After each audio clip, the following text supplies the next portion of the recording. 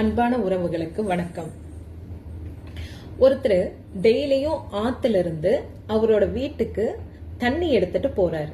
எப்படி எடுத்துட்டு போறாரு அப்படின்னா, ஒரு பெரிய நீளமான கம்பியில 2 பக்கம் பானைகளை கட்டி அந்த கம்பியை தோல்ல சுமந்து டெய்லியும் வீட்டுக்கு தண்ணி கொண்டு போறாரு.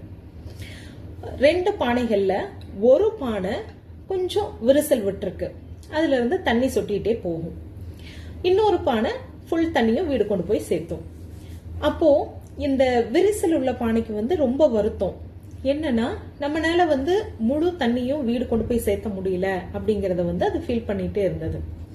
ஒரு நாள் அது தன்னோட முதலாளி கிட்ட, எனக்கு ரொம்ப சங்கடமா இருக்கு, ரொம்ப வருத்தமா இருக்கு அப்படின்னு சொல்லியிருக்கு. அப்ப அவரு கேக்குறாரு, எதுக்காக வருத்தப்படுற அப்படின்னு சொல்லி. இல்ல, என்னால முழு தண்ணியையும் வீடு கொண்டு சேர்த்த முடியல, உங்களுக்கு என்னால முழுமையா உதவ முடியல, அது என்னோட குறையா எனக்கு தெரியுது, அதனால எனக்கு டெய்லியும் ரொம்ப வருத்தமா இருக்கு அப்படின்னு சொல்லி அந்த விரிசல் பானை சொல்லியிருக்கு. அப்போ அந்த முதலாளி சொல்லியிருக்கிறாரு, நீ நாளைக்கு நம்ம தண்ணி எடுத்துட்டு வர்றப்போ உன் சைட்ல நல்லா கவனிச்சு பாரு அப்படின்னு சொல்லியிருக்கிறாரு. அடுத்த நாள் வர்ற வழியெல்லாம் அந்த விரிசல் பானை கூர்ந்து கவனிச்சுட்டு வருது. எல்லா பக்கம் அழகழகான பூக்கள் பூத்து குழுங்கிட்டு இருக்கு. வீட்டுக்கு போனோன்னு முதலாளி கேக்குறாரு, வர வழியெல்லாம் கவனிச்சுட்டு வந்தையான்னு சொல்லி. ஆமா, ரொம்ப அழகா இருந்தது, பூக்கள் எல்லாம் கலர் கலரா அவ்வளவு அழகா இருந்தது அப்படின்னு சொல்லி விரிசல் பானை சொல்லுது. அந்த பூக்கள் மலர்ந்ததுக்கு காரணம் நீதான் அப்படின்னு சொல்லி முதலாளி சொல்றாரு. விரிசல் பானைக்கு ரொம்ப சந்தோஷம், ஆச்சரியம். எப்படி இது நடந்தது அப்படின்னு சொல்லி.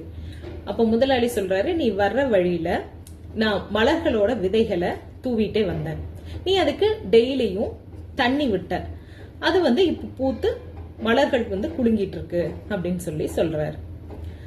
விரிசல் பானைக்கு ரொம்ப சந்தோஷம் வந்துருச்சு. அப்ப அந்த முதலாளி சொல்றாரு, நீ குறையா நினைச்ச விஷயத்த நான் கொஞ்சம் யோசிச்சு நிறைய மாத்திட்டேன், அது எனக்கு நிறைய பலன்களையும் தந்துட்டு இருக்கு.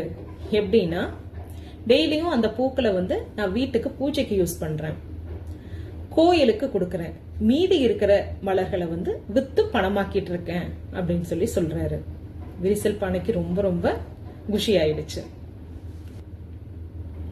விரிசல் பானைகளுக்கும் இந்த உலகத்துல இடம் இருக்கு. நம்ம குறைகளா நினைக்கிற விஷயங்களை ஆழ்ந்து யோசிச்சோம் அப்படின்னா நிறைகளாகவும் மனம் நிறைவு தரும் செயல்களாகவும் நம்மளால மாத்த முடியும். நம்மளும் சில விஷயங்களை மிகப்பெரிய குறைகளா நினைச்சிட்டு இருக்கோம். ரொம்ப ஹைட்டா இருக்கிறோம், ரொம்ப ஷார்ட்டா இருக்கிறோம், ரொம்ப குண்டா இருக்கிறோம், ரொம்ப ஒல்லியா இருக்கிறோம், கருப்பா இருக்கிறோம், கலை இழந்து இருக்கிறோம் அப்படின்னு சொல்லி நிறைய விஷயங்களை நம்மளும் போட்டு மனசை வருத்திட்டு இருக்கிறோம். அழகுக்கு எது அளவுகோல்?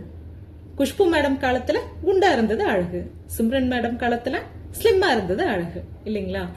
சோ அழகுங்கிற விஷயத்தை யார் நிர்ணயிக்கிறா? நம்ம தான் நிர்ணயிக்கிறோம். உடல் நலத்தோடவும் உள்ள தூய்மையோடவும் இருக்கிறது தான் ரொம்ப அழகு, இல்லைங்களா? அதுக்காக என்ன செய்யணும்? நம்ம நேர்மறை எண்ணங்களோட இருக்கணும். எண்ணம் அழகானால் எல்லாமே அழகுதான். அன்புடன் இரா கல்பனா சிவா. நன்றி.